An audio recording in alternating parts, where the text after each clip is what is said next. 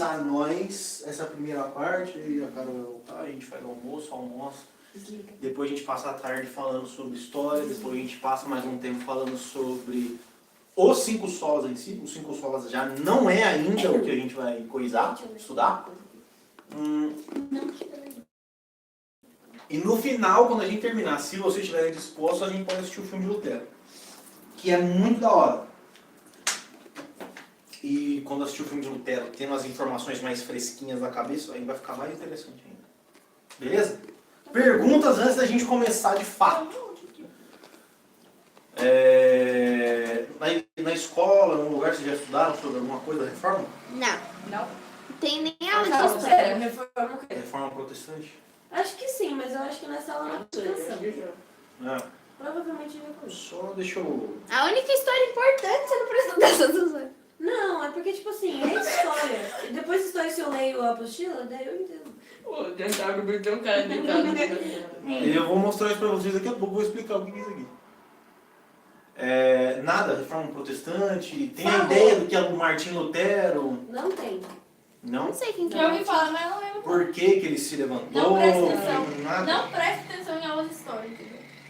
Isso, Como eu tenho nota, isso eu não assim, sei, mas eu não... às vezes eu entendo, mas às vezes... Faz uma pose bonita, ô Jan.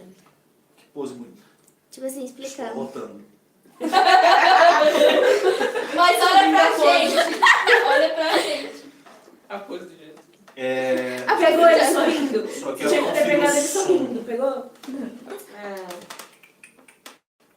Ah, tá de boa? Tá de boa. Beleza, tá tendo som. Só isso.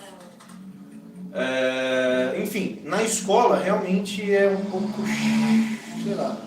Insuportável. Você Depende, porque história, você tá muito entretido, você tá dormindo. É.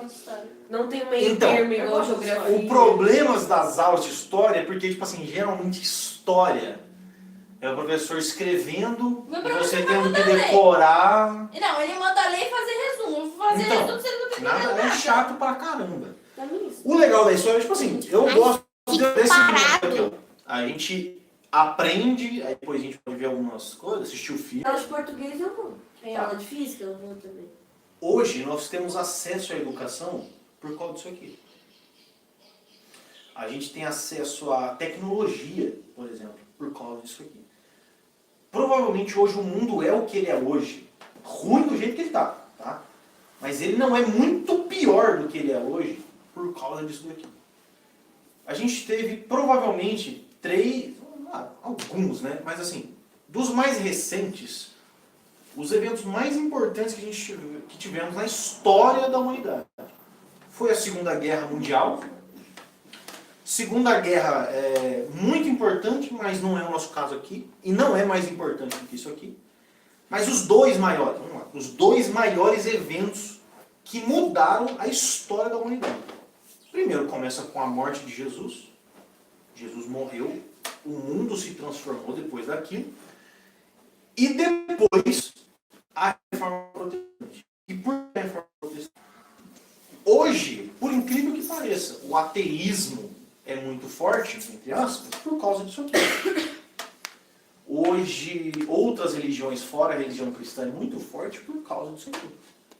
A reforma protestante ela não trouxe só uns benefícios para a igreja, de um modo geral, mas ela trouxe, de um modo geral, uns benefícios para todo mundo, até mesmo para quem foi combatido, que é a Igreja Católica. Então hoje, por exemplo, você pega alguns documentos da própria Igreja Católica e eles autos se criticam falando assim, não, realmente teve um tempo na igreja aí que não dava, não estava feio. Então eles realmente reconhecem que o tempo da reforma protestante que a gente vai estudar hoje é algo absurdamente importante. E saindo da questão mundo para a questão individual de cada um aqui, é daqui que sai praticamente toda a nossa sistematização. O que eu quero dizer com sistematização? A construção dos raciocínios teológicos. Então, por exemplo, do que é mais importante para a gente, salvação em Jesus Cristo. A reforma protestante foi fundamental para sistematizar esse conceito de ser salvo em Jesus, solos Cristo, que é um dos 5 solas, né? sola fide, sola gratia, sola scriptum, enfim. Então assim, isso daqui, velho, transformou a minha vida, transforma até hoje, e a reforma protestante, como disse depois eu vou comentar um pouco sobre João Calvino, a reforma, ela não é uma reforma pontual, de um tempo na história. A igreja permanece reformando constantemente. Constantemente a igreja precisa voltar às suas origens, observar o seu passado, observar o seu presente, passar tudo, percebendo principalmente o que a Bíblia ensina para a gente. Então, o contexto histórico e teológico, é o que a gente vai ver aqui essa parte, ele é muito importante para você entender por que Martinho Lutero aconteceu. Por que esse cara surgiu, como ele surgiu, e os motivos que levaram, antes dele também, né, de Martinho Lutero, alguns caras a se levantar contra algumas coisas que aconteciam na igreja. Vamos lá. Antes de chegar à reforma, a reforma aconteceu no dia 31 de outubro de 1517. Vocês sabem que data é essa? 31 de outubro. Comemora-se o quê? Dia das Bruxas. O Dia das Bruxas. Só que no dia 1º de novembro, que é um dia depois, é o Dia de Todos os Santos. Então essa data ela tem um conteúdo importante. O fato do próximo dia ser o Dia de Todos os Santos colabora para muita gente aglomerada em torno da igreja. Entendeu? Então no dia 31 de outubro de 1517 foi quando esse foi o dia que iniciou a Reforma Protestante. Né? Então antes de entrar especificamente na Reforma, a gente tem que compreender o contexto geral que estava ali em volta.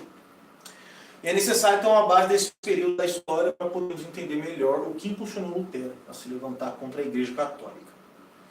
E um detalhe, gente, só falando de Martinho Lutero contra a Igreja Católica. Se um católico, se o seu pai, por exemplo, Eu acho Não, melhor. ela é católica. Eu acho melhor. virar, Porque tá cortando você e a visão. vamos A virar. questão, meu pai não é católico. Quem é católico é meu Deus e Medina. Entendi. Bom, a questão é, qualquer católico, seja ele aqueles católico roxo ou não roxo, sabe o católico? Tem católico. Católico. tem corintiano roxo, isso daí. Isso. Gire o dispositivo. Está girado o dispositivo. Agora sim, agora você tem um pouquinho mais pro lado aqui, ó. Beleza. Ó, o Kaique não vai ir, Não. não vai vir. E a Isabelle Não respondeu. vai vir uma hora, que ela disse que meio-dia não deu pra ela vir. Beleza. Agora tá bom. Existem muitos católicos que apedrejam esse cara até hoje, Martinho Lutero. Mas a verdade é que Martinho Lutero também, de forma indireta, trouxe muitos benefícios para a própria Igreja Católica. Então, assim, nós temos na Igreja Católica, por exemplo, o nome dos santos aí, Santa Maria, Nossa Senhora Aparecida, Santo Paulo, São João, Santo Jorge. Agostinho, São Jorge. Também é um santo da Igreja Católica. É os nomezinhos. Que geralmente são pessoas que fizeram muitas coisas boas, né? Ou praticaram muitas boas obras, por assim dizer. E eles, eu vou explicar depois como é que essa galera se torna santo, né? Como que alguém se torna santo da Igreja Católica? A gente vai falar um pouco sobre isso. Martinho Lutero, ele trouxe muitos benefícios para a própria Igreja Católica, embora ele tenha sido contra a Igreja Católica. Então a gente precisa entender esses contextos antes. E a Reforma Protestante, como eu falei, teve início em 31 de outubro de 1517, lá na Alemanha. Só que a gente tem que voltar, antes desse 1517, a gente volta uns 200 anos para a gente compreender esse contexto. O mundo antigo, lá, principalmente lá na Europa. O mundo antigo, ele é Europa. Europa. O ocidental é Europa. Eles não reformam nada lá. Lá na Europa eles não reformam nada, tipo, é tudo antigo. É tudo antigo. É uma arquitetura geralmente bem antiga, né? Eles vão conservando. Tá, mas é a Isso. mesma cor que era. Mas assim, Europa é o centro do mundo até hoje, né? Embora os Estados Unidos seja a maior potência do mundo, a Europa é o centro do mundo, tanto geográfico quanto de história. Então, Europa. E a Europa era majoritariamente católica. A gente tinha na Europa católicos, cristãos. Hã? Acho que o seu carro tá pronto. Tá pronto? Ah, depois eu acabo isso aí. A gente tem então católicos e a gente tem muitos árabes, né? No caso, muçulmanos. Islâmicos, exatamente. Mas era majoritariamente Europa era uma região, um continente absurdamente cristão, católico. E a Igreja Católica era o centro da autoridade eclesiástica da Igreja, né? E também da política. Isso é importante ter em mente isso, guarda. A Igreja Católica era o centro de espiritualidade e de autoridade da Igreja, né? No caso Roma, por exemplo, que até hoje é o Vaticano é o centro de autoridade da Igreja Católica. Só que eles também tinham um probleminha, né? Não um probleminha, entre aspas, a Igreja Católica ela tinha muita influência na política. E é por isso também, uma das coisas do porquê hoje nós estamos num Estado laico. O que é um Estado laico? O Estado laico é um país de liberdades religiosas, né? Isso é um Estado laico. Muito por causa de Martim Lutero, tá? Ele que desvencilhou o poder da igreja do poder político. Ele falou assim, igreja e política não dá certo. Separa. Não quer dizer que a igreja não pode influenciar a política e a política não pode influenciar a igreja. De certa forma, a igreja deveria influenciar a política e não o contrário. Mas isso ainda acontece, né? A questão aqui que eu quero dizer para vocês é, a igreja e a política não andam mais juntas. Cada um tem o seu poder, a sua função e, cada um faz o seu. Então a Igreja Católica exerce uma influência praticamente em tudo. Na educação, por exemplo, na economia, na política e na religião. A educação na época da Idade Média, que é onde a gente está aqui, mais ou menos em 1300 e pouco, a grande maioria dessa galera era analfabeta, assim, com força. Diz algumas pessoas, por exemplo, que falam que uma pessoa durante uma vida inteira, ela conseguiria conhecer um conteúdo, digamos assim, hoje a gente tem vários livros aqui para ler. O máximo que uma pessoa teria de informação na sua vida inteira era um jornal, uma folha de jornal. Você imagina a folha de jornal, aquela folha é a informação que a pessoa tem durante a vida inteira. Então, embora a Igreja Católica ela influenciasse a educação, essa educação que ela tinha era, em grande parte, da própria igreja. Ou seja, você quer ser uma pessoa educada? Entra para a igreja. Seja um padre, seja um sacerdote, seja um monge, seja alguma coisa. E daí a gente vai educar você para quê? Para mexer no computador? Não. Para falar inglês? Não. A gente vai te educar para administrar a igreja. Então, eles tinham educação, não tinha escolas mas um detalhe, por que a gente tem escola pública hoje? Martim Lutero. Cuidado pra não quebrar isso aqui, Jonathan. Jonathan, eu acho que... Eu lembro que a Carol falou. Já quebrou uma vez. Uma vez uma amiga nossa quebrou isso aqui. Eu vou até garantir aqui, ó. Vou botar um almofadinho. Pra eu bater na... Eu vou bater. Aí... Então, a gente tinha influência na educação, na economia. A igreja era muito rica, ela gerava muito dinheiro. Ela também tinha uma influência aqui, tanto é que muitas pessoas queriam entrar para a igreja, trabalhar na igreja para ter dinheiro. Política e religião, beleza? Havia nessa época também um grande declínio por parte dos impérios civis, como a França e a Inglaterra, que entraram no colapso depois da Guerra dos 100 Anos. Nessa época aqui também, algo importante que eu acho que eu vou soltar daqui a pouco, vocês já ouviram falar da peste negra? Já. A peste negra arrebentou com a Europa, muita gente morreu, beleza?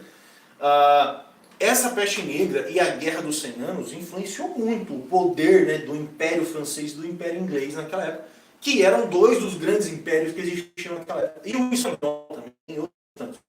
Mas no caso aqui, existia um declínio por parte dessa galera por causa da guerra e outras coisas, tanto como a doença, né? E esse declínio colaborou então para centralidade ainda maior da igreja.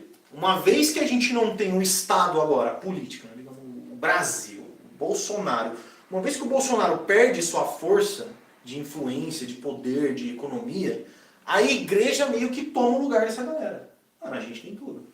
Por exemplo, você quer medicina? Tem. Quer dinheiro? Também tem. Trabalho? Tem também. A igreja, ela entra em cena e se torna a grande potência do mundo antigo. E tudo ficava centralizado na igreja. E igreja eu entendo como igreja católica. Né? Porém, isso não quer dizer que a igreja estava em bons caminhos. Né? Beleza. A igreja estava rachada. Nessa época havia, por exemplo, 2 papas. Hoje nós temos um só, o Papa Francisco. Nessa época a gente tinha 2. E por que tinha 2? Porque os caras aceitavam, nem eles mesmos aceitavam a autoridade papal. Então tinha brigas, discussões, e levantava-se mais de um papa para resolver o problema aqui. Então, é o meu sonho.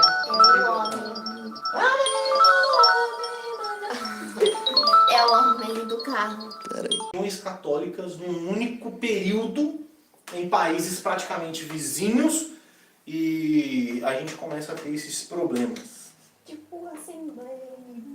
A Batista. Assembleia Madureira e a Assembleia Belém. Não seria isso, mas enfim. A gente tem bastante divisão, né? Então a gente tinha amizade entre os papas sucessores. Isso ainda não acaba porque surge um concílio na igreja. O que é um concílio? Isso é importante que vocês entendam. Concílio é um conselho, uma reunião que a igreja convoca para decidir e resolver alguns problemas ou algumas coisas. Por exemplo, são nos concílios, que a gente vai falar daqui a pouco, que um cara foi condenado a herege e foi morto. Eles reúnem as autoridades da igreja, resolvem aquele problema e dão uma sentença. Sim, não, etc. Concílio da igreja, surge então um concílio da igreja para tentar resolver o problema desses 2 papas aqui. Então, não, vamos resolver essa treta. E eles elegem um novo papa. Só que os outros 2 não renunciam os cargos. E sendo assim, agora a gente tem 3 papas em atividade. Por isso que é importante compreender isso. A igreja era uma bagunça. Era muito, muito problemático o que a gente tinha naquela época. Vamos, PC. É comum, então, os católicos afirmar que a reforma trouxe divisão para a igreja. Tipo, Martinho Lutero dividiu a igreja, Martinho Lutero trouxe uma nova religião. Isso é um erro. Por quê? A igreja já era dividida antes de Lutero. Antes de acontecer Lutero e outros que eu vou falar aqui, esses caras já estavam num quebra-pau desgraçado. Tá? Existia muito problema na igreja, e a igreja se dividia em papas e concílios. Os cidadãos da época se viam perdidos por causa dos problemas causados pela igreja, e uns estavam lá na França e acreditavam que o Papa de Roma, enfim, o que acontecia? A galera que era da França tinha um Papa, só que a galera da França às vezes falava assim, mano, só que o cara da França aqui tem nada a ver, o certo mesmo é o cara lá de Roma. E os de Roma falavam assim, nossa, esse romano aqui nada a ver, o negócio é da França. Existia um conflito generalizado dentro do negócio, tá? O problema dessa grande divisão e confusão da igreja acabava gerando uma crise de autoridade. E qual é o problema dessa crise de autoridade? Uma vez que o centro de todas as coisas é a igreja, e a igreja não tem autoridade, o povo é burro, o povo é alienado, eles não sabem o que fazer. E detalhe, a religião, embora o povo fosse alienado, fosse burro, a galera era muito cristã. Eles acreditavam em Deus. Ou seja, a gente acredita em Deus, mas a gente não sabe para onde ir. Quem que vai ensinar? Quem que vai exortar? Quem que vai liderar? Causa, então, uma confusão na igreja a ponto de causar descredibilidade da autoridade da igreja, até do próprio povo. Isso quer dizer que os homens e mulheres se viam perdidos sem um líder. Os papas lutavam entre si e eram cada vez mais descredibilizados pelo povo e tinha cada vez menos autoridade sobre os fiéis da igreja. Podemos resumir, então, todo o mundo antigo em uma crise de autoridade. O povo estava perdido, sem confiança na igreja, no papa e nos concílios. Então, ponha isso na cabeça. Existia uma igreja, a igreja católica. A igreja católica domina, ela é a medicina, ela é a educação, ela é a economia, ela é a política, ela é a religião. Só que ela causa muito problema. Eu sou burro, eu não entendo nada, eu não sei ler latim, e é importante saber isso. A Bíblia era escrita em latim, e o latim só sabia ler latim quem era da igreja. Fora da igreja ou das universidades, ninguém lia latim. Então, tinha pouquíssimas Bíblias, a Bíblia era muito cara, os livros eram muito caros. Então você pegava uma bem que você, ô João, lê aí. O João não ia conseguir ler. Sabia que tem igreja católica que até hoje eles fazem... A missa em latim? É, então, tinha isso também. A gente vai falar sobre isso. Tem hoje ainda, assim. Missa em latim. Não, tem mesmo, tem. E é uma questão muito litúrgica deles, isso daí. Por exemplo, quando... Quer ver um costume da igreja que hoje já não precisa ir mais? Sabe por que, que o padre fica assim, ó? Em nome do Pai, do Filho e do Espírito nossa, Deus! Santo, É a igreja. santificado. Amém. Sabe por que que era assim? Eu adoro, nossa. Sabe por quê? É incrível. A acústica da igreja não era legal. Então ele precisava falar meio cantando. Claro, existia uma questão meio ritualística disso. Mas falar desse jeito ficaria mais fácil de entender a missa. Falar dessa forma. E a galera também. Amém. Ah, eles falaram. Ah, entendeu? Então esse meio cantado. Então tinha um motivo. Agora hoje você tem microfone, você tem tratamento acústico, você não precisa mais ficar. Mas beleza. Mas deixa continua eles, cara. É show, é. Então,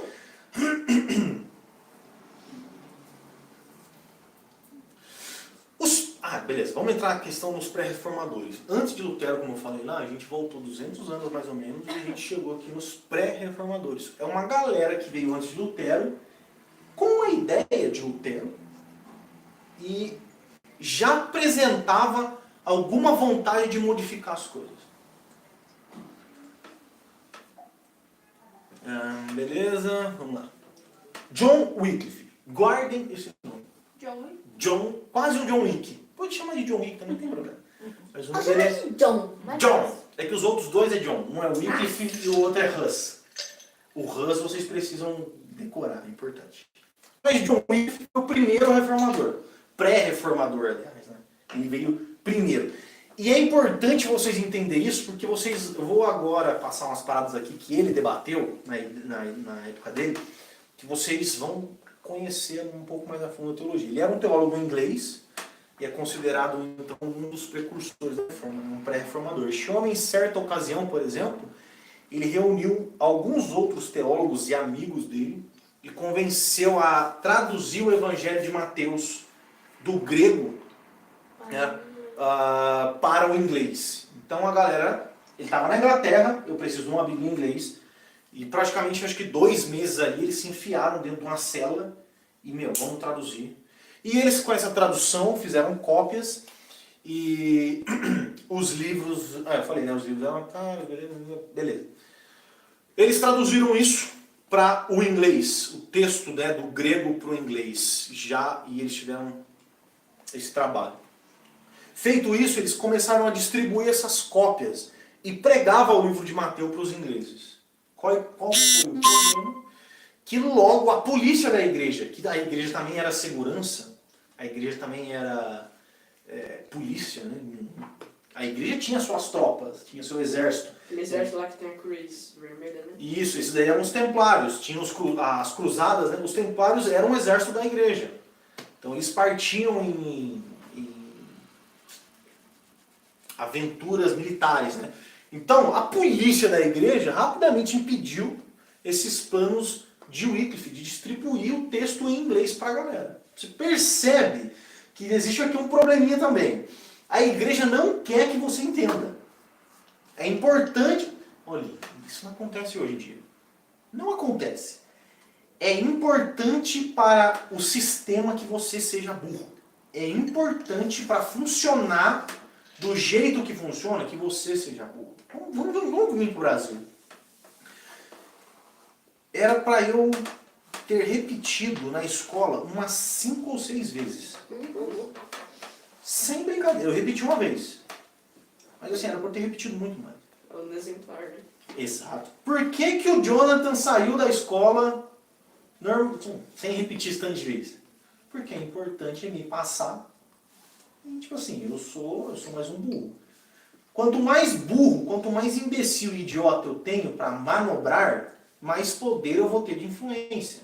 Qualquer coisa que eu falar para um burro, pega. Então, por exemplo, uma vez que a igreja ela que domina e ela que decide o que é certo e o que é errado, você é burro. Eu falo pra você assim, ó, dar facada na mão é certo. O que você vai fazer?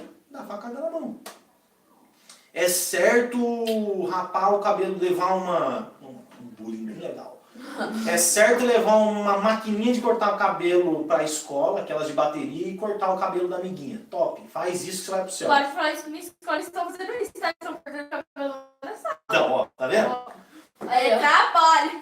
Aí você vai falar assim, nossa, a igreja, meu Deus, igreja, você detém a verdade absoluta, igreja, ó, vou fazer o que você manda. Então, percebe que a polícia impedir a distribuição do texto em inglês é uma forma de impedir o conhecimento do texto de Mateus. Tá? Ele não é considerado um pré-reformador só por isso, por distribuir isso, mas por se posicionar contra diversas práticas e dogmas da Igreja Católica. Vamos conhecer algumas coisas aqui que ele combatia contra a Igreja. A autoridade das Escrituras. Aqui a gente poderia colocar aqui, sola Scriptura. John Wycliffe, antes de Martinho Lutero, já se levantava com a bandeira do sola Scriptura, somente as Escrituras. A Igreja Católica era, lembre-se disso, guarde na sua cabeça. A Igreja Católica era fundamentada na tradição dos concílios, ficando a Bíblia abaixo dessas duas coisas. Ou seja, por que eu adoro santo se na Bíblia fala que não pode? Porque a tradição e o concílio da Igreja decidiu isso. E a Igreja tem uma autoridade maior sobre o que a Bíblia explica. E quem é que tem o poder de interpretar a Bíblia corretamente? A Igreja. Então, por exemplo, você é uma pessoa comum, você não tem condições de ler a Bíblia e entender. A Igreja tem. Entendeu? Então, para Wycliffe, as Escrituras era a única regra de fé e de autoridade sobre a Igreja, estando a tradição e os concílios sendo julgados pela Bíblia e não o contrário. Aqui então, por que ele é um pré-reformador? Porque ele vem com somente a Escritura. Ele não descredibiliza os concílios e as tradições da Igreja. Ele não está falando isso. O que ele está falando? Concílio é legal, tradição é legal. Que as duas coisas debaixo da autoridade da Bíblia. Ou seja, decidimos num concílio que Jesus Cristo é o Filho de Deus de fato. A Bíblia fala isso? Fala. Top, o concílio está certo. Mas a gente decidiu também que Maria é mãe de Deus. Não tem nada a ver. Ah, mas a gente decidiu. Aí é que entra. Para Wycliffe, uma vez que o concílio deturpa a Bíblia, esquece. Agora, se o concílio ele é utilizado da forma correta para trazer uma verdade, show de bola, tá? Então a Bíblia é a única regra de fé e autoridade sobre a Igreja, estando a tradição e os concílios sendo julgados pela Bíblia e não o contrário. Eu tenho um monte de livro aqui e outros tantos no meu computador. Quer dizer então que eu só posso ler a Bíblia? Não, eu posso ler outros livros, porém debaixo da autoridade da Bíblia Sagrada. Olha o que ele escreveu. A verdadeira autoridade emana da Bíblia, que contém o suficiente para governar o mundo. E é legal ele colocar aqui, ó, contém o suficiente para governar o mundo, mostrando que a Bíblia não é algo que se limita a dirigir somente a igreja, mas qualquer esfera da sociedade. Uma empresa pode ter princípios bíblicos para crescer, para ser uma empresa justa e etc. Então, a verdadeira autoridade emana da Bíblia. Tá? Wycliffe afirma que na Bíblia se encontra a verdade, a fonte fundamental do cristianismo, e que por isso, olha só, eu não preciso não. Sem o conhecimento da Bíblia, não haveria paz na igreja e na sociedade. Sem o conhecimento da Bíblia, não haveria paz na igreja e na sociedade. Aqui ele está elevando mais uma vez a questão da Escritura ser um norte, não somente para a igreja, mas para toda a sociedade do modo geral. Com isso, ele coloca a autoridade da Escritura contra a autoridade do Papa. E aqui o pau quebra, gente. Aqui a criança chora e a mãe não vê. Papal. Com a autoridade papal. Olha só, ele diz, enquanto temos muitos papas e centenas de cardeais, suas palavras só podem ser consideradas se estiverem de acordo com a Bíblia. Então, pode ser o Papa Francisco, o Papa João, o Papa Jonathan, o Papa Maradona, o Papa Neymar, o Papa Escaminosflau. Não importa. Uma vez que o Papa não subjuga seus decretos e as suas opiniões na Bíblia, suas palavras só podem ser consideradas se estiverem de acordo com a Bíblia. Se não estiver de acordo, suas palavras não podem ser consideradas se não estiverem de acordo com a Bíblia. Foi exatamente esse o princípio utilizado por Lutero ao liderar a reforma protestante. A intenção maior dele também era de combater a inerrância papal. O que é inerrante? Algo que não erra. Existe até hoje uma doutrina de que o Papa não erra. Eu já vi um amigo católico falando assim, não é que nós acreditamos que o Papa não peca. Ele peca. Ele não erra em seu exercício sacerdotal. O que quer dizer isso? Enquanto ele está ministrando os sacramentos da missa, batismo, a ceia, enquanto ele está fazendo isso, ele é inerrante. Ele não peca em momento algum. Tá? Mas nesse caso aqui, existe também o concílio e a autoridade do Papa de definir as estruturas de teologia da igreja. Então, uma vez que o Papa fala assim, Maria é mãe de Deus e deve ser adorada. Quem falou isso? O Papa não sei quem.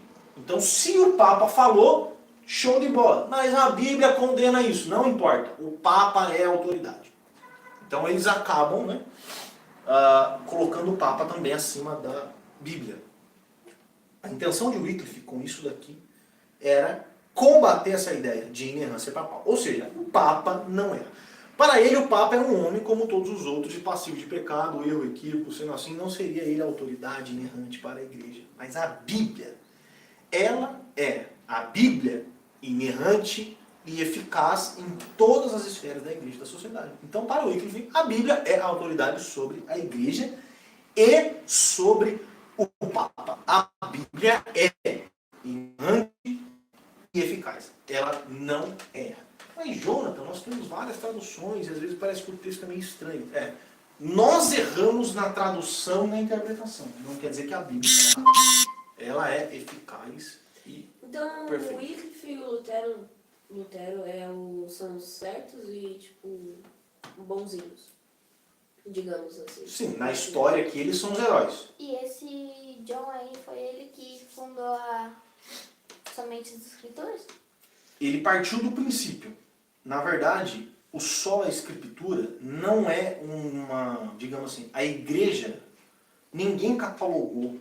Não foi, por exemplo, Martinho Lutero pegou uma bandeira e falou assim, sola escritura. Aí veio outro e falou assim, sola gratia. O outro falou, sola fide. Não. De um modo, eu até falaria isso um pouquinho mais pra frente, mas assim, naturalmente esse conceito surgiu na igreja. Por exemplo, Jesus Cristo não fundou o cristianismo. Jesus não era cristão. Mas ele se tornou o ponto principal da religião cristã. Exatamente. Então, tipo assim, sola escritura, sola fide, no caso aqui, não é algo que, por exemplo, o Wycliffe falou assim, vou levantar a bandeira do sola fide e lá na frente vão lembrar disso. Não. Ele simplesmente agiu e aconteceu da gente catalogar esses 5 pontos importantes. Que lá no final a gente vai falar. Outra coisa que o Wycliffe monta... respondendo a sua pergunta. No caso aqui, eles eram os caras que estavam incomodados com os erros e os abusos da igreja e queriam mudar isso. E o ponto fundamental que a gente vai ver durante toda essa história, o ponto principal deles era o seguinte, volta para a Bíblia, volta para a Bíblia, volta para a Bíblia, volta para a Bíblia e volta para a Bíblia. Ponto. A partir do sola escritura, vem todas as outras coisas. Na verdade, talvez a base fundamental dos 5 solas é o sola escritura. É da escritura que emana sola fide, sola gratia, solus Christus e sola deo gloria. Beleza? Uma outra coisa que o Wycliffe defendia era a salvação pela fé. E aqui a gente começa uma parada bem legal. O que é? Sola fide, salvação somente pela fé. A igreja romana trazia a ideia de que a salvação do homem se dá pelas boas obras. A igreja, então, católica, possuía, e até hoje possui, muitos sacramentos. Quais são os sacramentos que a gente tem hoje na nossa igreja, por exemplo? O sacramento que a gente tem hoje na nossa igreja são 2. Batismo e ceia. Só. Casamento não é sacramento. Culto não é sacramento.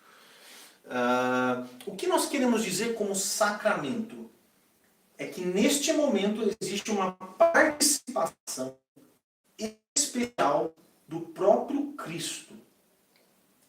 Quando nós celebramos a ceia, e nós vamos falar daqui a pouco sobre isso, quando nós celebramos a ceia, existe uma manifestação diferenciada de Cristo no meio da igreja.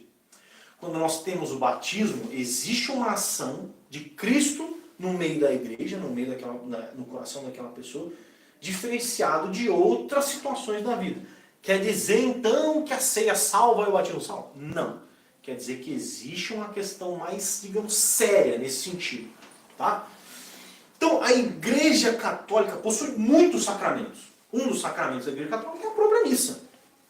A missa é um sacramento, o batismo é um sacramento, a ceia é sacramento, as penitências é sacramento, tem vários outros sacramentos, não vamos lembrar de um monte aqui, né? Beleza. Então, ó, batismo, a missa, a ceia e outras coisas. Segundo a tradição da Igreja, o sacramento deveria ser celebrado independente da condição do homem. Por exemplo, o batismo de criança tinha que ser feito de qualquer forma, para que ela fosse livrada do poder do mal.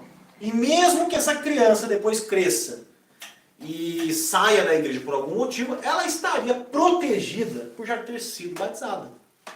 E o bonitão do Wycliffe aqui fala assim, não.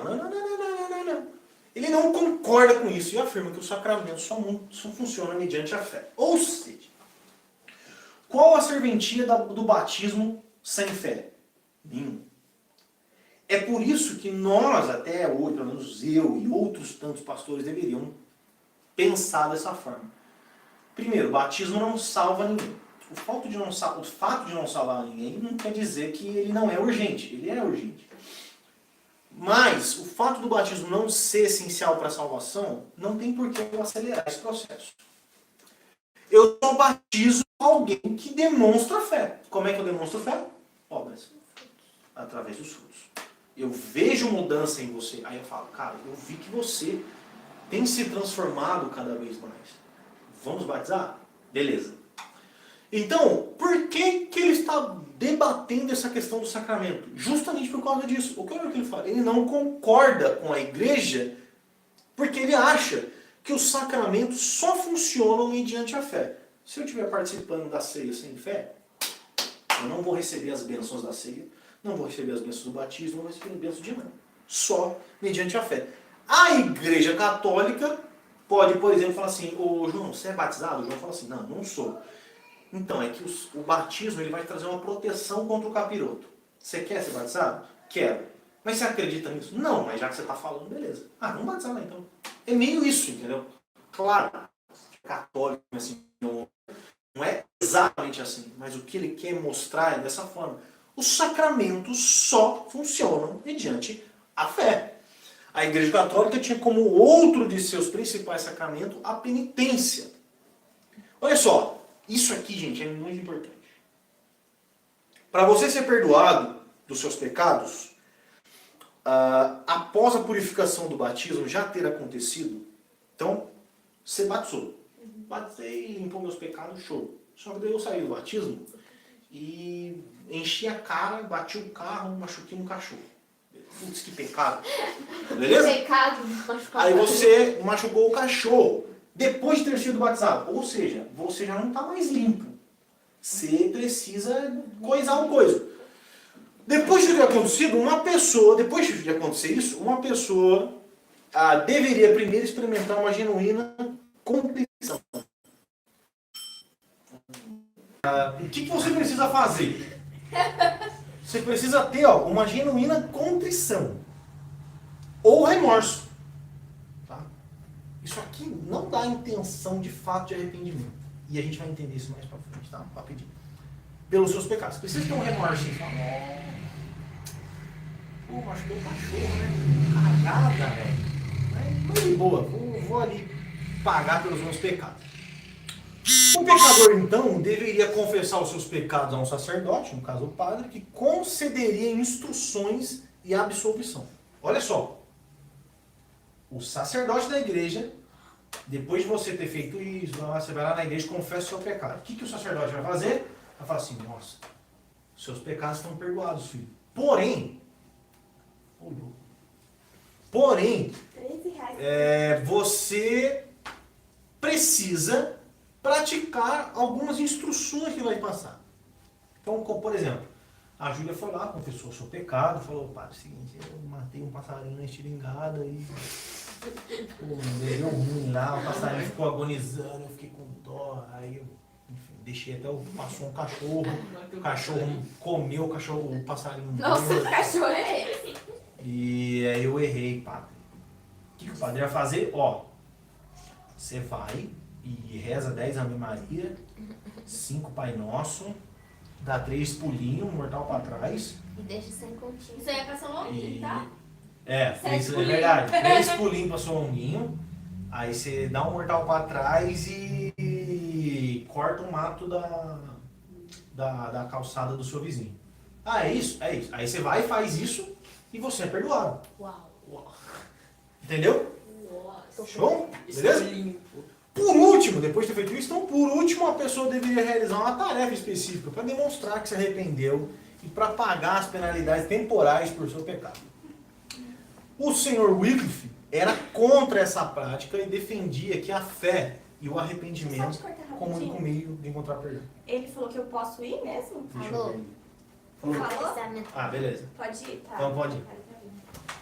Então, para Wycliffe, era contra isso e defendia que a fé e o arrependimento era o único meio de encontrar perdão de Deus. Então, velho, eu estuprei uma criança. Como é que eu sou perdoado? Se arrepende. E tenha fé em Deus, que te perdoa. Deixa eu só entrar num detalhe com vocês aqui. Na época da Reforma, eles tinham um conceito um pouco diferente de entender o arrependimento. A gente tem em mente o seguinte: como é que eu me arrependo do meu pecado? Eu me arrependo da seguinte forma: eu olho para dentro de mim e falo assim, olha a cagada que eu fiz. Nossa, fiz um bagulho muito errado. Fiz um negócio muito errado, meu. Olha o que eu fiz, olha o que eu pratiquei. Não tá certo isso. Tá muito errado. E aí a gente fica triste, a gente não sei o quê, blá blá. Isso, claro, isso é uma forma de se arrepender, né? Você refletir sobre o que você fez. Um reformado, ele tinha a ideia do que é o arrependimento. É um pouco diferente. É o seguinte: o arrependimento ele vem ao meu coração não quando eu analiso o meu pecado, mas quando eu entendo que ele foi perdoado. É mais ou menos o seguinte: eu pequei, só que eu entendi e eu sei, e eu tenho fé e acredito que Jesus me perdoou. E eu falo assim, cara, como que pode Jesus me perdoar? Como é que pode um cara santo como Deus perdoar o meu pecado? Isso seria um arrependimento numa visão mais reformada. E não eu ficar, meu Deus, olha a cagada que eu fiz. Mas é perceber que Deus me perdoou. E falar assim, caramba, eu fui perdoado. E você fica triste de ter sido perdoado. Você entendeu? Sim. Fala assim, mano, como assim eu fui perdoado? Então, assim, muda um pouco o conceito que a gente entende. E a gente olha aqui, ó, que defende a fé e o arrependimento como o único meio de encontrar. Fé e arrependimento tem que andar junto, né? Aí você sim encontra perdão em Deus. Então você pode virar mortal para trás, ajudar a velhinha a atravessar a rua, fazer cair chuva de dinheiro, fazer um churrasco de picanha. Filho, isso daí não coisa nada, tá? E uma outra coisa que ele combatia também, que é importante, a hierarquia eclesiástica e o sacerdote. Isso daqui, eu vou meio que dar uma resumida para vocês entenderem. Como é que era decidido o sacerdote de uma igreja? Então aqui embaixo então a igreja católica.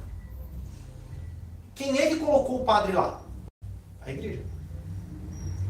A igreja presbiteriana, por exemplo, ela é um pouco assim. Em quais situações? Por exemplo, nós precisamos abrir uma igreja presbiteriana no Jardim Santa Maria. Vamos eleger um pastor para abrir a igreja. Legal. Agora vamos para um outro cenário. Já tem um pastor na igreja, o pastor Michael. Tá? O pastor Michael morre. Tem o pastor João. Não necessariamente o pastor João. Não necessariamente o pastor João toma o lugar do Michael. O que a Igreja Católica faria na situação caso o Michael morra? Nós vamos decidir quem vai ser o outro padre da igreja do Iequevila. Ó, então a responsabilidade básica do sacerdote aqui, que ele ataca, né, era de pregar o evangelho e as outras funções estariam abaixo. Essa era a principal responsabilidade. E a outra coisa, que é isso aqui que eu estou falando, ele combatia a Igreja Católica quanto à ordenação do sacerdote. A Igreja Católica praticava a ordenação pela própria Igreja Católica, onde ela decidia quem seria o sacerdote na determinada para aquela determinada pessoa dirigir aquela determinada igreja. Então, tipo assim, vamos supor, morreu o Michael, aí eu sou a Igreja Católica e falo assim, João, você agora é o pastor da igreja do Iequevila. Ninguém lá do Iequevila conhece o João, nunca viram, não sabe de onde vem, não sabe o idioma, não sabe onde mora, não sabe nada. Mas ele agora é pastor da igreja. O Wycliffe combatia isso. Tá?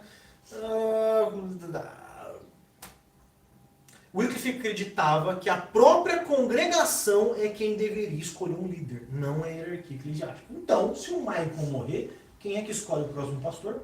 Eu, vocês, a igreja como um todo. E não a igreja sede do Borba Gato. Percebe então que ele começa a retirar a autoridade da igreja das igrejas. Assim, mano, você não manda. Tipo assim, você ajudou a gente a abrir, por um tempo você pagou as contas de água, de luz, você ajudou a gente, legal, show. Só que agora a gente é a gente, cara. Já tem 100 pessoas aqui. Se o pastor morrer, a gente decide quem vai ser o próximo. Então, essa autoridade que ele tirava, ó, hierarquia eclesiástica do sacerdote. Essa hierarquia da igreja decidir o que acontece naquela outra igreja, não, aqui não. Então existia aqui a própria congregação com o poder de decidir quem seria o novo líder da igreja. Olha, agora, isso é importante, que é a parte mais fundamental. E isso daqui a gente vai utilizar durante todo o decorrer do treino. O que é transubstanciação? Isso daqui é muito importante. Transubstanciação. Para a igreja romana, a ceia com pão e vinho era um ritual tão extraordinário, e é assim até hoje, que o pão e o vinho se transformam no corpo e no sangue de Jesus. Isso quer dizer que aquele simples pão e vinho passava por um processo milagroso, e ainda que parecesse pão e vinho, se tornava carne e sangue. Há relatos de pessoas que, ao participar da ceia, afirmam até sentir gosto de carne e sangue quando comem e bebem. O que é transubstanciação? Transformação da substância. Então ali onde tinha trigo, leite, água, fermento, uva, passou agora a ser sangue e passou agora a ser carne. Tá? É um negócio meio que canibalístico aqui. Beleza? O gravíssimo problema causado por essa doutrina é a idolatria ao alimento. E vocês vão entender isso na vida de Lutero. As pessoas passavam a tratar o pão e o sangue como objetos santos a ponto de adorar o pão e o sangue.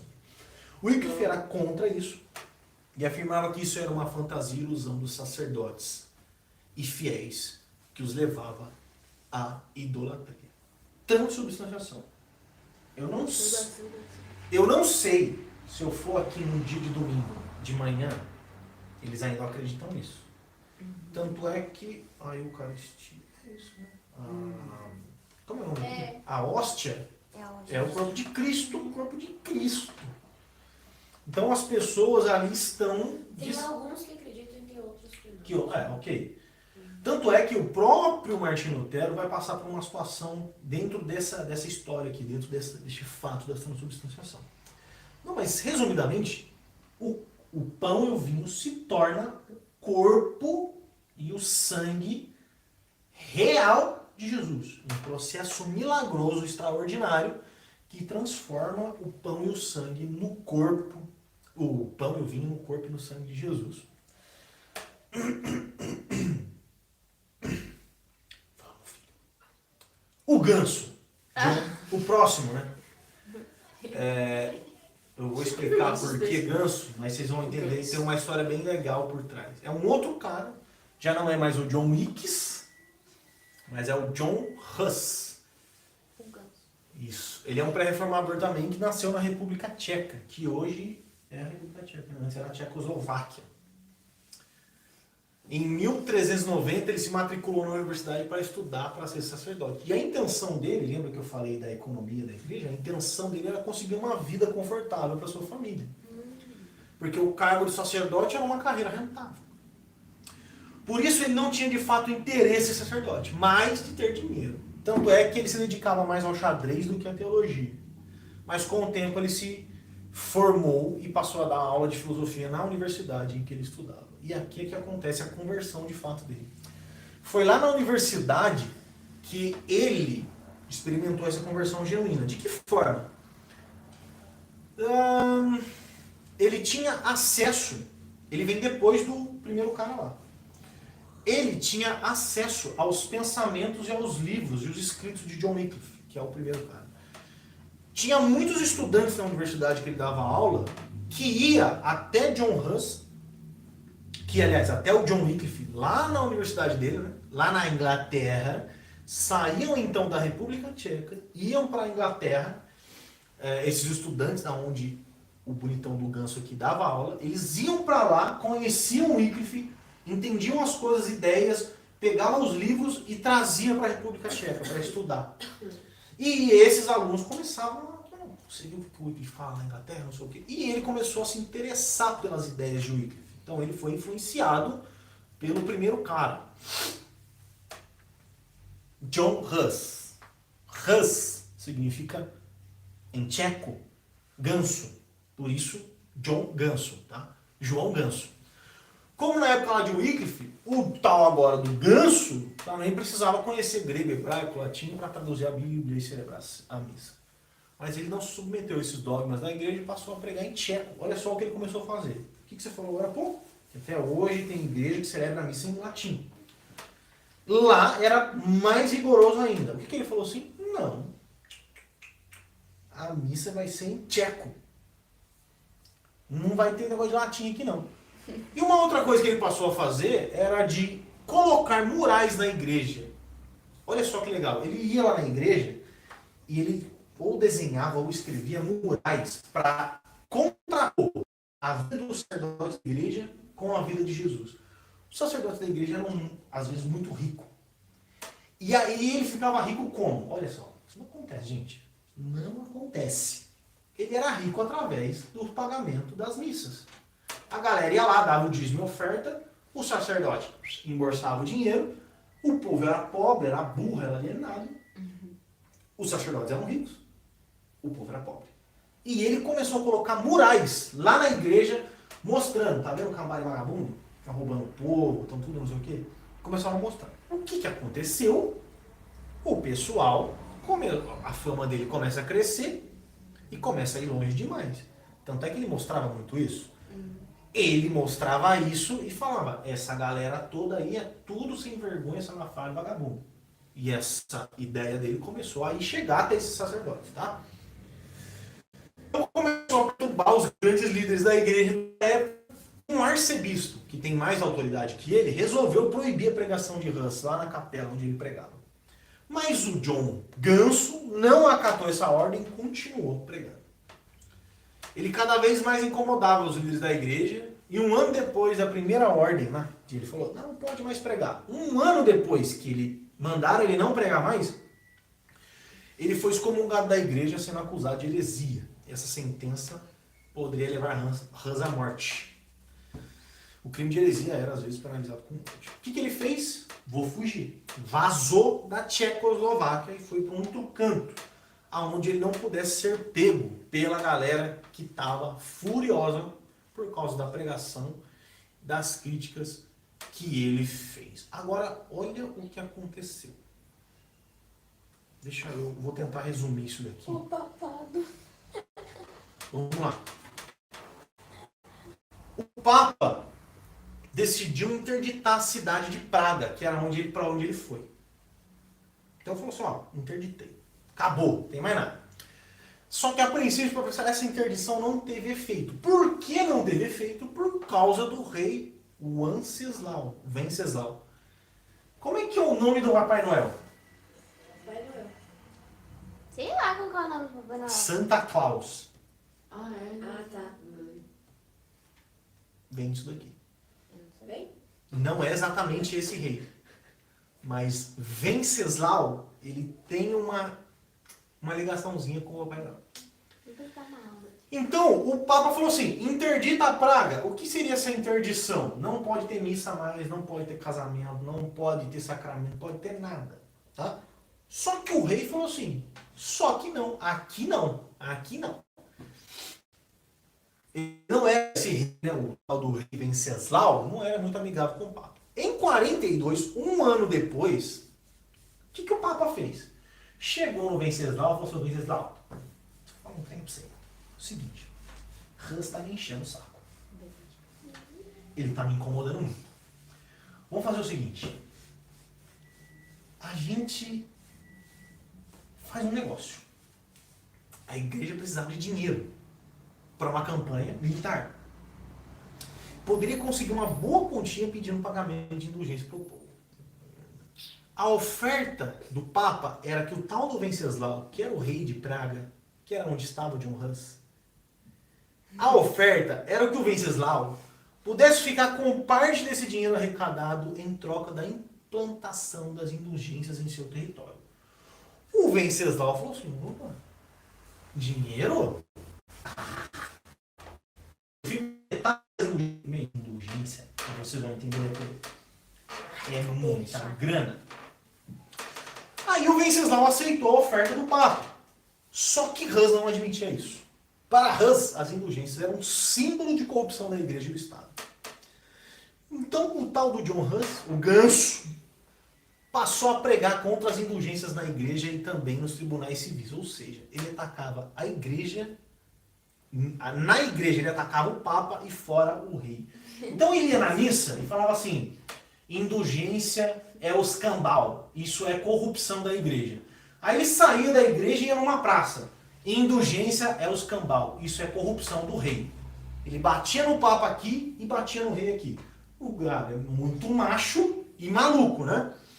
O que o rei Venceslau, então, o rei Venceslau, preocupado em perder a sua nova fonte de renda, começou a proibir as mensagens com indulgência do Hus.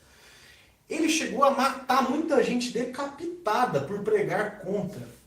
Só que não conseguiu matar Hus porque Hus era muito famoso. Então, não vou matar um cara que é meio que herói da galera, a galera vai se voltar contra ele. Como que ele fez para resolver o problema Hus? O rei decidiu também abrir agora as portas para a interdição que tinha sido aqui. Tinha sido feita aqui. Lá no começo o Papa falou, não vai ter casamento, não vai ter missa, não vai ter nada. O rei não quis acatar. Depois o rei decidiu acatar a oferta de receber indulgências. Hus começou a pregar contra a indulgência. O que o rei fez então para acabar com Hus? Lembra daquele decreto papal? Lembra daquele decreto seu de um ano atrás? Ah, eu lembro. O que você acha da gente implementar agora? Ah, demorou. Então, sendo assim, não podia agora promover isso e todos os outros serviços religiosos. Ou seja, Hus não tinha mais igreja para pregar. Não tinha mais quem o pudesse ouvir e ele não podia mais administrar mais nada.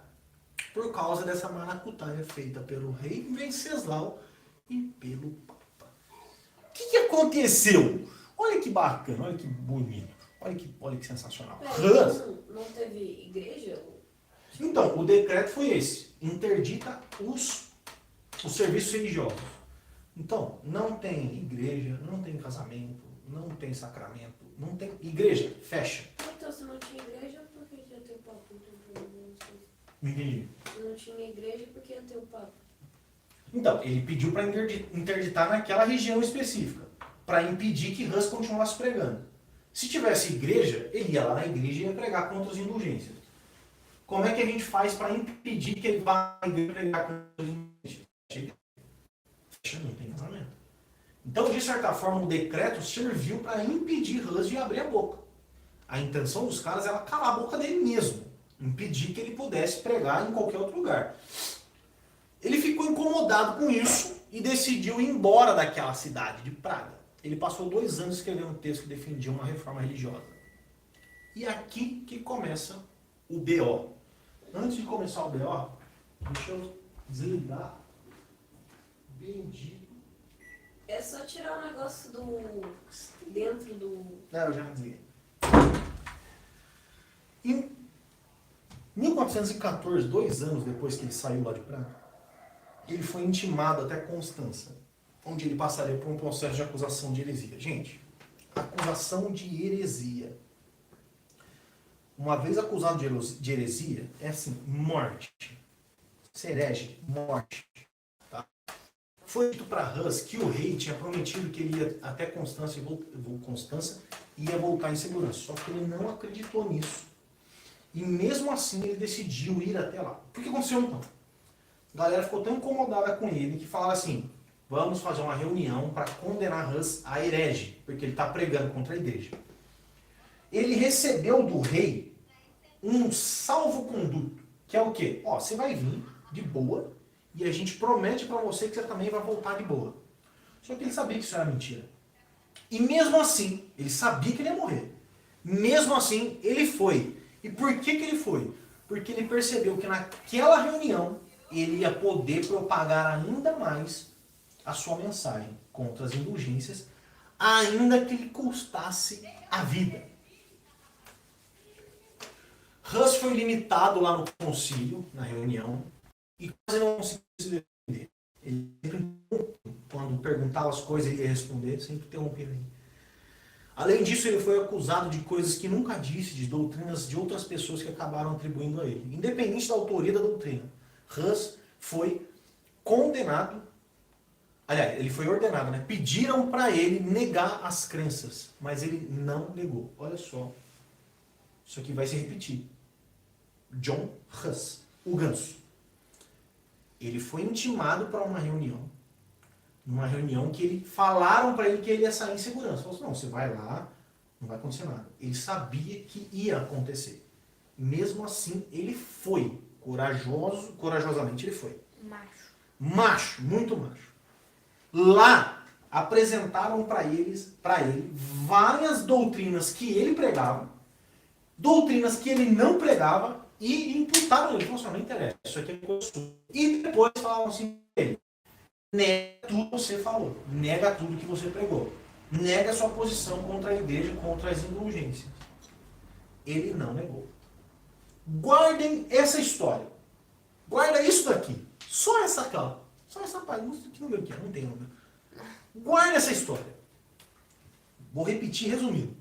Hus, intimado, foi corajosamente. Ele provavelmente ia morrer. Ele foi acusado de coisas que ele não fez e das coisas também que ele fez. Pediram para ele negar, ele não negou. Em julho de 1415, ele foi humilhado. Ele foi condenado como herege, condenado à morte. E olha só como mataram John Hus. Hus foi humilhado pelo cara. Tiraram dele as suas roupas de sacerdote. Vestiram ele com um pano de saco e colocaram nele um chapéu de burro com desenho de demônio. Sabe o chapéu de burro? De burro, sabe? Quando a professora, sei lá, ia castigando um aluno da sala, aí ele ficava no cantinho com um chapéuzinho na cabeça. Aquele cone. Um cone, um chapéu de burro. Minha professora Isso é, ó. nunca fez isso, não. Hoje em dia, no desenho do Pica-Pau tem isso. Tiraram a roupa dele de sacerdote, colocaram uma roupa ridícula nele e botaram um chapéu de burro. E no chapéu, desenharam demônios no chapéu. Ele foi dessa forma, foi amarrado em uma estaca e ele foi queimado até a morte. Há alguns registros, não existe esse tem um magazinho aqui, registros que testificam que enquanto ele queimava e morria, ele cantava hinos a Cristo. Depois de ter sido morto, queimado, Hus teve o seu corpo totalmente triturado e seus restos foram jogados num rio para que ninguém venerasse os seus restos mortais. E aqui existe um mito muito interessante. Existe um mito de que John Hus, enquanto estava queimando, também declarou uma profecia que dizia o seguinte: hoje morre um ganso. O que é ganso? Hus. Hoje morre um ganso. Mas logo surgirá um cisne que vocês não conseguirão assar. O nome Hus significa ganso. O mito diz que a profecia de Hus era como se ele estivesse prevendo a vinda de Martim Lutero, que 100 anos depois da morte dele iniciou a reforma. Isso é uma lenda, tá? De qualquer forma, essa lenda ela tem um fundo de verdade. Por quê? Na verdade, parece que não foi isso que aconteceu. Mas o que aconteceu foi que quando ele estava preso aqui, ele ficou um ano preso antes de ser levado à fogueira. Ele foi condenado, ficou um ano preso, depois o mataram. Durante esse ano que ele estava preso, ele escreveu uma carta. E nessa carta estava escrito que ele tinha um sonho, que era de ver pássaros maiores surgindo e pássaros mais fortes surgindo. A questão aqui é o seguinte: John Hus, ele tinha um sentimento de esperança que não era ele, necessariamente, aquele que ia transformar as coisas da igreja. Quando ele fala aqui, ó, hoje morre um ganso, hoje morre um Hus, mas logo surgirá um cisne que vocês não conseguirão assar. Lembra disso daqui. Hoje morre um ganso, mas vai surgir um cisne que vocês não vão conseguir matar. É tipo, hoje morre o Hans e logo surgirá um Lutero. Exatamente. Guarda isso. Porque isso tem a ver com isso daqui, ó. E eu vou explicar para vocês lá na frente. Então, existia no coração de Hans a sensação e a necessidade dele reformar a igreja. Lembrem-se dessa história. Você é fã de Lutero? Se eu sou fã de Lutero, a gente tem um livro aqui, ó, O Legado de Lutero, além das 95 teses, que também é sobre Lutero, que eu depois vou falar. Lutero. Martim Lutero, ele não foi o maior... Vamos lá, gente, deixa eu explicar, já que você perguntou isso. Deixa eu ver o que vem pra frente aqui. Isso não foi uma profecia, mas um sonho que em Martim Lutero se tornou realidade. Ah, nós temos imagens aqui de John Hus, né? Umas ilustrações. Ele com uma roupa de pano de saco na fogueira, com um chapéu de burro e demônios escritos, desenhados, né, no chapéu, sendo queimado em praça pública. Esse foi o mártir mais importante da Reforma Protestante. O som, né, a voz, a pregação de John Hus ecoou no coração de muita gente. Martim Lutero foi um deles. Então, a história de John Hus, incrível, por incrível que pareça, vocês vão ver lá na frente, que a história desse cara praticamente é a mesma de Martim Lutero, só que com algumas diferenças, claro. Então aqui você pode ver, né, como ele foi condenado, depois foi queimado.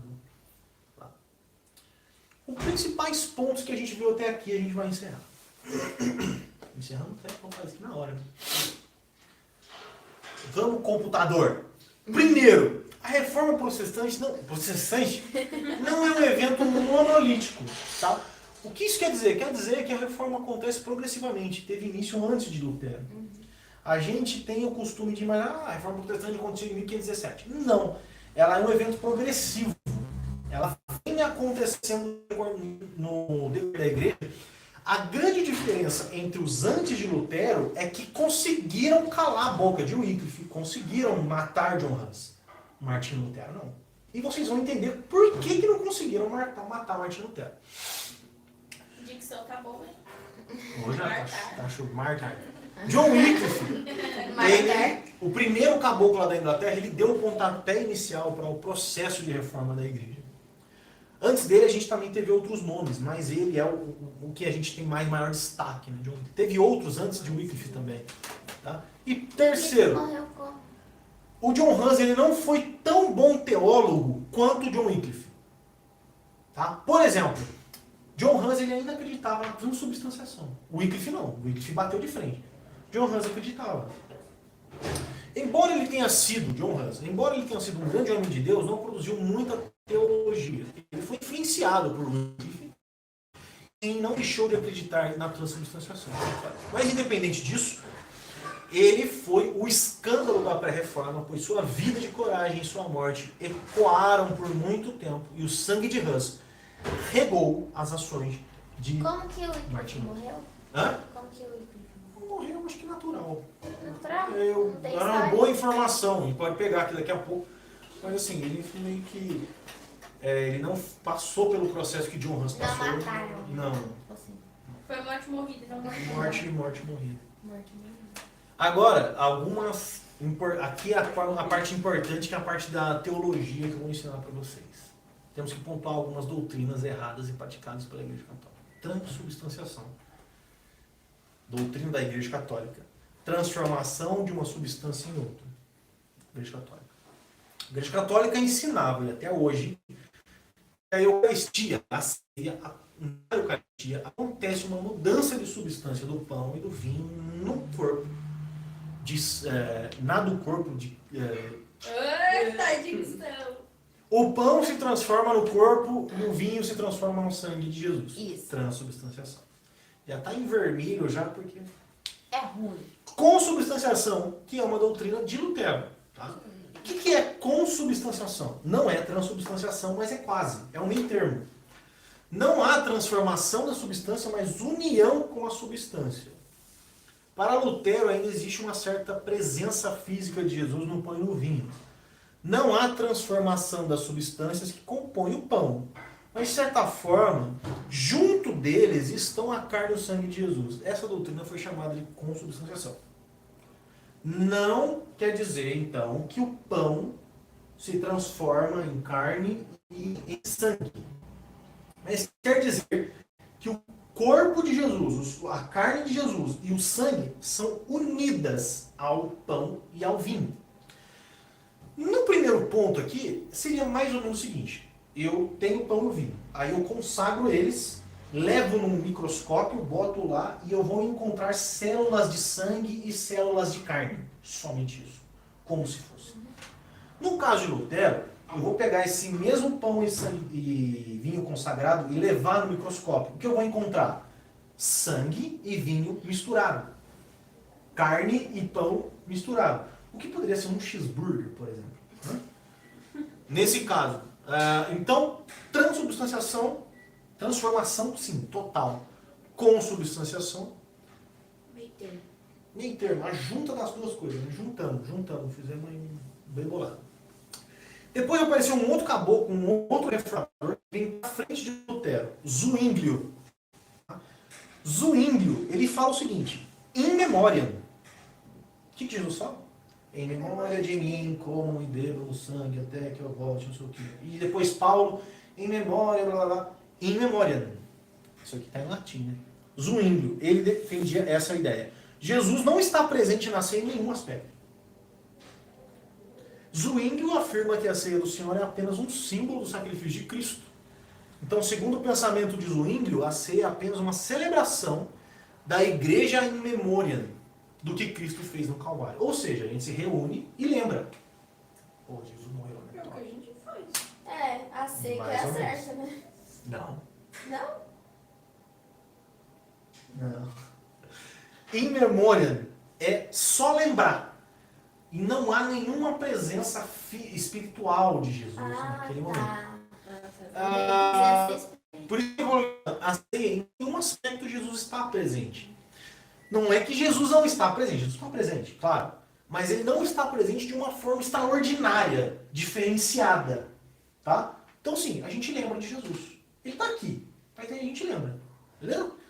Então você percebe que a gente saiu da É como se transubstanciação. fosse tipo um aniversário.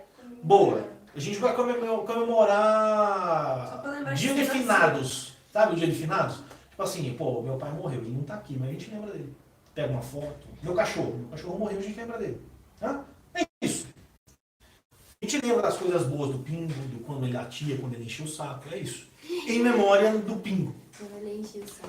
Aqui está o pai de todos, o maior, consagrado, maravilhoso, detentor disso daqui, gente. Ó. Isso, Vai, Jonathan. Inútil. Quebra, né? Vai pode deixar até aí. Vai. As institutas da religião cristã. Gente, eu tô